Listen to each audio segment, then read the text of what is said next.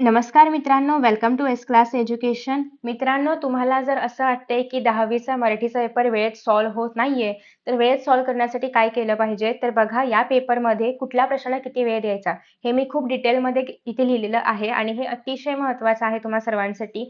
कारण एक्झाममध्ये I know की कधी-कधी आपण एका प्रश्नामध्ये खूप जास्त लिहायला घेतो किंवा काय लिहायचं कळत नाही, त्याच्यामध्ये वेळ जाऊ शकतो आणि मग इतर प्रश्नांना वेळ नाही मिळत. आणि त्यासाठी हे जे टाईम मॅनेजमेंट आहे, अतिशय महत्त्वाचं आहे. हे मी स्वतः वापरलं होतं टाईम मॅनेजमेंट जे की तुम्हाला सांगणार आहे. आणि या टाईम मॅनेजमेंटनुसार जर तुम्ही पेपर सॉल्व्ह केलात ना, तर तुमचा पेपर हा 20 मिनिटं लवकर होणार आहे. तुमच्याकडे 20 मिनिटांचा एक्स्ट्रा वेळ राहील, ज्यामध्ये तुम्ही पेपर पुन्हा एकदा वाचू शकता. जो कुठला प्रश्न राहिला असेल तो सॉल्व्ह करू शकता. त्यासोबतच पुरवणी बांधणं वगैरे त्याच्यावरची माहिती लिहिणं या सगळ्या गोष्टी करू शकता. त्याच्यामुळे हे टाईम मॅनेजमेंट खूप जास्त महत्त्वाचं आहे. बघा तर वेळ वाया न घालवता आपण सुरुवात करूयात. सगळ्यात पहिली गोष्ट आहे ती म्हणजे गद्य.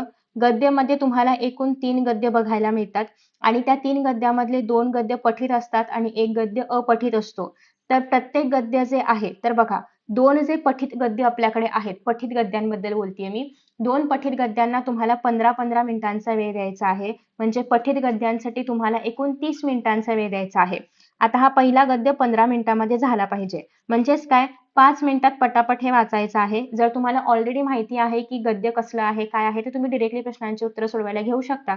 जर तुम्हाला माहिती नाहीये तर आधी गद्य वाचा किंवा काही जण असं पण करतात की आधी प्रश्न वाचतात आणि मग गद्य वाचायला घेतात. सो दॅट त्यांना नक्की कळतं की कुठल्या प्रश्नाचं उत्तर कुठे सापडू शकतो. त्याच्यामुळे तुम्ही ते पण फॉलो करू शकता, जे की मी फॉलो केलं होतं. आधी प्रश्न वाचायचे आणि मग गद्य वाचायला घ्यायचं.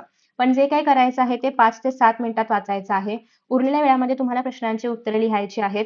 मॅक्सिमम 2 मिनिटं याला लागतात, मॅक्सिमम 2 मिनिटं याला लागतात आणि उरलेला सगळा वेळ तुम्हाला स्वमताकडे द्यायचा आहे. कारण स्वमत अतिशय महत्त्वाचा भाग आहे, 3 मार्कांचा आहे. बाय द वे तुम्हाला जर माहिती नसेल की स्वमत कसं लिहायचं किंवा कुठल्या पाठामधून कुठलं स्वमत विचारलं जाऊ शकतं, तर त्याच्यावरती ऑलरेडी मी व्हिडिओ अपलोड केलेला आहे, जो की तुम्ही चेकआउट करू शकता. त्यानंतर बघा दुसरा उतारा आपल्याकडे आहे. याला पण तुम्हाला 15 मिनिटांचा वेळ द्यायचा आहे. Same strategy. आधी प्रश्न वाचा हवं तर मग उतारा वाचा आणि मग याला 2 मिनिटं द्यायची आहेत. सिमिलरली याला 2 मिनिटं द्यायची आहेत आणि जो उरलेला वेळ आहे तो सगळा स्वमताला द्यायचा आहे. ठीक आहे. त्यानंतर आहे अपठित गद्य. याच्यामध्ये काही स्वमत वगैरे नाहीये. फक्त 10 मिनिटं तुम्हाला याला द्यायची आहेत. 5 मिनिटांमध्ये हे वाचा. 5 मिनिटं पण खूप असतात बेसिकली हे वाचायला. 2दा वाचून होईल कारण अपठित असल्यामुळे. आणि मग त्यानंतर तुम्हाला याच्या प्रश्नांची उत्तरं लिहायची आहेत.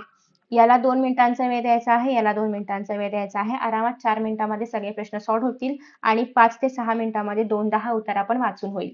बाय द वे तुम्हाला माहिती असेल तर हे सगळे जे डायग्राम्स आहेत ते आहे असे ड्रॉ करायचे आहेत आणि मग त्याच्या आतमध्ये तुम्ही प्रश्नांची उत्तरं लिहिणार आहात. ठीक आहे. सो हे डायग्राम्स खूप जास्त महत्त्वाचे आहेत. त्यानंतर पुढे आहे तो म्हणजे पद्य विभाग. आता हा जो पद्य विभाग आहे ना, याच्यामधल्या कविता काय तुम्ही अर्थात पाठ नाही करणार आहात. तुम्हाला कविता लिहून दिलेल्या असतात. त्याच्यामुळे तुम्हाला काय काय करायचं आहे बेसिकली कवितांचा अभ्यास करताना, तर प्रत्येक कवितेचे कवी तुम्हाला माहिती पाहिजेत. कारण आपल्याकडे जे मुद्द्यांच्या आधारे उत्तरं लिहा, हा जो काही प्रश्न आहे किंवा इव्हन रसग्रहणाचा जो काही प्रश्न आहे, या दोघांमध्येही आपल्याला कवींची नावं माहिती असणं किंवा कवयित्रींची नावं माहिती असणं खूप जास्त गरजेचं आहे. त्यामुळे तुम्हाला कवींची नावं बाय हार्ट करायची आहेतच. दुसरी गोष्ट प्रत्येक कवितेचा विषय तुम्हाला माहिती पाहिजे. प्रत्येक कवितेची जी मध्यवर्ती कल्पना आहे ती माहिती पाहिजे. कारण तुम्हाला हे रसग्रहणामध्ये आणि सोबतच मुद्द्यांच्या आधारे उत्तरं लिहा त्याच्यामध्ये पण विचारलं जातं. आता बघा, जी काही कविता आहे यासाठी तुम्हाला 15 मिनिटांचा वेळ द्यायचा आहे प्रश्नोत्तरांसाठी 8 मार्कांसाठी. आता याच्यामध्ये कविता वाचायला एक 3-4 मिनिटं लागतील. जास्त वेळ नाही लागणार कारण कविता छोट्याच असतात. आणि मग त्यानंतर तुम्हाला ही सगळी उत्तरं लिहायची आहेत. हा बॉक्स करायचा आहे, हे लिहायचं आहे आणि मग त्याच्यामध्ये उत्तर लिहिलं गेलं पाहिजे. तर हे सगळं या प्रश्नापर्यंत काव्य सौंदर्यापर्यंत जे आहे तर ते तुम्हाला 15 मिनिटाच्या आत उरकायचं आहे. ठीक आहे. इथपर्यंत सगळं झालं पाहिजे. इन केस तुम्हाला माहिती नसेल तर काव्य सौंदर्य काय आहे, अर्थ सौंदर्य काय आहे, आशय सौंदर्य काय आहे, तर ते ऑलरेडी मी व्हिडिओ अपलोड करून त्याच्यामध्ये सांगितलेलं आहे. आय होप की तुम्ही सगळे व्हिडिओज पाहताय. नसेल पाहिलं तर प्लीज चेकआउट करा कारण त्यामध्ये मी तुम्हाला प्रॉपर आन्सर लिहून दिलेलं आहे 2 कवितांचं. त्यानंतर बघा आपल्याकडे पुढे आहे कुठल्याही एका कवितेवर भरतवाक्य असेल किंवा आश्वासक मित्र असेल, आश्वासक चित्र असेल, कुठल्याही एका कवितेवरती तुम्हाला हे 3 मुद्दे जे आहेत तर ते लिहायचे आहेत. आता अर्थात हे लिहायला 1 मिनिटाचा वेळ लागेल, हे लिहायला 1च मिनिटाचा किंवा 2 मिनिटांचा वेळ लागेल. पण हे लिहायला तुम्हाला 3 ते 4 मिनिटं घेऊन आरामात हे 10 मिनिटाच्या आत सोडवायचं आहे. जेवढा वेळ वाचवणं शक्य आहे किंवा इथल्या टायमिंगपेक्षा पण जेवढ्या कमी वेळेत तुम्ही सॉल्व्ह कराल, तेवढंच तुम्हाला उपयोजित लेखनामध्ये जास्तीचा वेळ मिळेल. त्याच्यामुळे ट्राय करायचं आहे की तुम्ही पटकन कविता निवडाल. हे बघा, पहिली कविता येते ती म्हणजे प्रश्नोत्तरांसाठी, जी की आपण झालाच मूकसमाधीचा नायक बघितली. त्यानंतर 2 कवितांपैकी एक कविता जी आहे ती तुम्हाला इथे लिहायची असते आणि अजून एक कविता येते ती म्हणजे तुम्हाला रसग्रहणासाठी. तर याचंच रसग्रहण मी तुम्हाला लिहून दाखवलेलं आहे त्या व्हिडिओमध्ये. त्याच्यामुळे प्लीज तो व्हिडिओ चेकआउट करा. म्हणजे एकूण 4 कविता तुम्हाला पेपरमध्ये येतात आणि तुम्ही जर पाहिलं असेल तर कवितांच्या व्हिडिओमध्ये मी ऑलरेडी सांगितलं आहे, की आपल्याकडे 6 ते 7च कविता आहेत आणि त्यातल्या पण फक्त 4च कविता येतात आणि ते पण यावर्षी म्हणजे 2025ला जे आलं असेल ते 26ला नाही येणार. त्याच्यामुळे अर्थात तुम्ही त्या कविता सोडून इतर कविता केल्यात तरी पण चालणार आहे. तर थोडंसं फार तुम्हाला स्ट्रॅटेजिकली या गोष्टी कराव्या लागतील. आता बघा, याच्यामध्ये तुम्हाला 10 मिनिटांपेक्षा कमीच वेळ लागेल. काव्यपंक्तींचं रसग्रहण पण 10 मिनिटाच्या आत 3 मुद्द्यांच्या आधारे करायचं आहे. आशय सौंदर्य, काव्य सौंदर्य आणि भाषिक वैशिष्ट्य. कसं करायचं ते मी व्हिडिओमध्ये सांगितलेलं आहे. ट्रिक्स वगैरे सगळं सांगितलेले आहेत. काय लिहायचं, कुठे लिहायचं हे पण सांगितले. सो तो व्हिडिओ नक्की चेकआउट करा. त्यानंतर येतं स्थूलवाचन. स्थूलवाचनाचे पण याचे आन्सर्स मी अपलोड केलेले आहेत. कसं लिहायचं स्थूलवाचन ते पण सांगितलेलं आहे. इनफॅक्ट कुठलं स्थूलवाचन स्किप करायचं हे बेसिकली मी त्याच्यामध्ये सांगितलंय. सो तो व्हिडिओ नक्की चेकआउट करा. चारी पण स्थूलवाचन करायची गरज नाहीये. कोणतेही 2 कुठले करायचे ते मी सांगितलेले आहेत. सो त्या व्हिडिओची लिंक तुम्हाला खाली कमेंट बॉक्समध्ये बघायला मिळेल. कुठल्यामधून दरवर्षी प्रश्न येतात हे सगळं त्याच्यामध्ये आपण डिटेलमध्ये अनालिसिस केलेलं आहे. इव्हन किती ओळींचं उत्तर लिहायचं हे सुद्धा मी कव्हर केलेलं आहे. आता कोणतंही 2 उत्तर लिहायचं आहे. कशावरती मोठा प्रश्न येतो आणि कुठल्या ह्याच्यातून लहान प्रश्न येतो हे पण आपण डिस्कस केलंय. सो बघा, आता 15 मिनिटांचा वेळ आहे तर तुम्हाला 6-6 मिनिटांचं डिव्हिजन करायचं आहे प्रत्येक प्रश्नासाठी. त्यानंतर बघा, भाषा अभ्यासाला 20 मिनिटं खूप आहेत. म्हणजे ऑलमोस्ट भाषा अभ्यास हे 15 मिनिटातच झालं पाहिजे आणि मी 2 ते 3 व्हिडिओज अपलोड केले आहेत भाषा अभ्यास कसं सॉल्व्ह करायचं याच्यावरती. या सगळ्याची उत्तरं अवेलेबल आहेत. प्रत्येक प्रश्नाला कमीत कमी वेळ देता येईल तेवढा द्यायचा आहे आणि मॅक्सिमम मार्क्स तुम्ही भाषा अभ्यासमध्ये स्कोर करू शकता. कारण खूप इझी प्रश्न आहे. सो तो व्हिडिओ नक्की चेकआउट करा. 20 मिनिटाच्या आत भाषा अभ्यास आरामात होतं आणि जेवढा वेळ शिल्लक राहील तेवढा तुम्ही उपयोजित लेखनामध्ये वापरू शकता. हे सगळे प्रश्न जे आहेत ते आपण कव्हर केलेले आहेत. आय होप की तुम्ही तो व्हिडिओ बघितला असेल. तर इथपर्यंत जे आहेत ना 110 मिनिटं कंप्लीट होतात.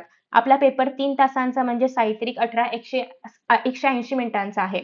अजून पण तुमच्याकडे 70 मिनिटं म्हणजे कंप्लीट 1 तास शिल्लक आहे. 10 मिनिटं इकडे-तिकडे गेली तर म्हटलं तर कंप्लीट 1 तास शिल्लक आहे, जो की तुम्हाला फक्त आणि फक्त उपयोजित लेखनाला द्यायचा आहे. आता बघा, त्यात पण पत्रलेखन किंवा सारांश लेखन जे काही तुम्ही करणार असाल ते तुम्ही अर्थात 10 मिनिटात आरामात करू शकता. कारण सारांश किंवा पत्राला खूप जास्त वेळ नाही लागत.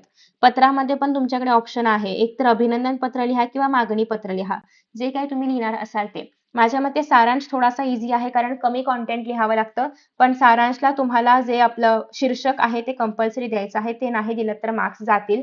दुसरी गोष्ट, सारांश खूप मोठा नाही तर 5 ते 6 ओळींमध्ये लिहायचंय. कसं लिहायचंय माहिती नसेल तर व्हिडिओ अपलोड केला आहे, चेकआउट करा. दुसरी गोष्ट अशी की पत्रलेखनाचा पण फॉर्मॅट अतिशय महत्त्वाचा आहे. तो पण अपलोड केलेला आहे, चेकआउट करा. आणि बरेचसे सॅम्पल पत्रलेखन अपलोड केले आहेत. ते एकदा जर तुम्ही पाहिलेत ना तर तुम्हाला कळेल की बेसिकली पत्रलेखन करायचं कसं असतं आणि मग तुम्ही परीक्षेमध्ये डायरेक्टली पत्रलेखन करू शकता. सो 6 मार्कांसाठी 10 मिनिटांचा वेळ सफिशियंट आहे. त्यानंतर बघा, जाहिरात लेखन, बातमी किंवा कथा. माझ्या मते जाहिरात आणि बातमी सोपं आहे कथा लेखनापेक्षा, कारण कथा खूप मोठी लिहावी लागते. दुसरी गोष्ट म्हणजे कंप्लीट इमॅजिनेशन करून लिहावी लागते. बाकी जे आहे ना हे जनरल बातमी लेखनामध्ये पण जनरल मुद्दे असतात की स्वातंत्र्य दिन साजरा झाला, तुम्ही दरवर्षी साजरा करता, कसा करता ते फक्त लिहायचं आहे याच्यामध्ये. किंवा जाहिरात लेखन पण अतिशय सोपं आहे. दोघांवरती पण मी व्हिडिओज अपलोड केलेले आहेत. 5-5 मार्कांचं आहे हे. 10 मिनिटं प्रत्येकी वेळ देऊन उरकायचं आहे. कथालेखन करणार असाल तर शीर्षक द्यायचं आहे, तात्पर्य द्यायचं आहे, हे सगळं लक्षात ठेवून लिहायचं आहे. बातमी लेखन आणि जाहिरात लेखन मी ऑलरेडी अपलोड केले, चेकआउट करा. 10 मिनिटांपेक्षा जास्त वेळ नाही द्यायचा याला. त्यानंतर आहे तुमच्याकडे इतर प्रसंग लेखन करा, आत्मकथन करा किंवा वैचारिक करा. मला विचाराल तर मी नेहमीच आत्मकथनच निवडते. ते नसेल जमत तर प्रसंग लेखन. वैचारिक खूप रेअरली निवडला जातो. याचं कारण असं आहे की वैचारिकमध्ये मुद्दे अतिशय परफेक्ट पाहिजे असतात. बरोबर, म्हणजे सकारात्मक मुद्दे, नकारात्मक मुद्दे आणि मग दोघांचा एकत्रित एक समतोल साधावा लागतो. त्याच्यामुळे हे थोडंसं प्रॉपर लिहावा लागतो निबंध. पण हेच जर तुम्ही आत्मकथन आणि प्रसंग लेखनमध्ये बघितलं तर त्या मानाने हे इझी आहे. म्हणजे आत्मकथन आणि प्रसंग लेखन इझी आहे. याला तुम्ही 20 मिनिटांचा वेळ मॅक्सिमम देऊ शकता. किती मोठं उत्तर लिहायचं आहे तर पुढचं पान भरेल, मागचं पान भरेल आणि थोडंसं नेक्स्ट तिसरं जे पान आहे तर ते अर्ध भरेल किंवा 4-5 ओळी भरतील. एवढा तुम्हाला निबंध लिहायचा आहे साधारणतः. इतका मोठा निबंध असला पाहिजे. तर अशा पद्धतीने बघा, 160 मिनिटांमध्ये पूर्ण पेपर लिहून होतोय आणि अजूनही तुमच्याकडे 20 मिनिटं शिल्लक आहेत. अजून पण जर तुम्ही फास्ट लिहिलं तर हा वेळ वाढेल. हा वेळ आपण का वाढवतोय, तर निबंध वगैरे लिहिण्यासाठी खूप जास्त महत्त्वाचा असतो हा वेळ. त्याच्यामुळे आपण इथे मॅक्सिमम वेळ हातात राहील असं बघणार आहोत. आता हा जो पेपर मी सॉल्व्ह केला होता ना, अतिशय सुंदर लाईन्स वगैरे ड्रॉ करून सॉल्व्ह केला होता, जो की 160 मिनिटांमध्ये सॉल्व्ह करून होतो. आणि तुम्ही जर अर्थात अजून फास्ट लिहिणारे असाल, तर नक्कीच हा वेळ तुमचा अजून वाचू शकतो आणि तुम्ही पेपर वेळेच्या आत पूर्ण करू शकता.